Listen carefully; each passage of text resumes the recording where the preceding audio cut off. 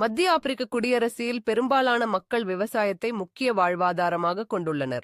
இங்கு வாழும் மக்கள் பெரும்பாலும் மணியொட்டி, சோளம், அரிசி, திணை, கேசாவா, மரவள்ளிக்கிழங்கு மற்றும் வாழைப்பழம் போன்ற அடிப்படை பயிர்களை சமைத்து உணவாகக் கொண்டுள்ளனர். கேசாவாவை அரைத்து ஃபுஃபு எனப்படும் மை போன்ற உணவாகவும் வெவ்வேறு வகை சாஸ்துகளுடன் கலந்து சாப்பிடுவதும் வழக்கம்.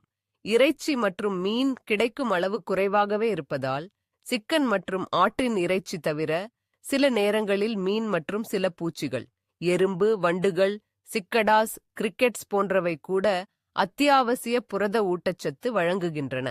இந்த விவசாய வளம் இருந்தும் பல ஆண்டுகளாக மத்திய ஆப்பிரிக்க குடியரசு கடும் உணவு பாதுகாப்பு சவால்களை எதிர்கொண்டு வருகிறது. சுமார் 41 மக்கள் டிசம்பர் 2024 கடும் உணவு பற்றாக்குறையை அனுபவித்தனர். தொடரும் போர், பொருளாதார நெருக்கடி மற்றும் பருவமழை குறைபாடு, வெள்ளம் ஆகியவற்றால் விவசாய உற்பத்தி பாதிக்கப்பட்டுள்ளது.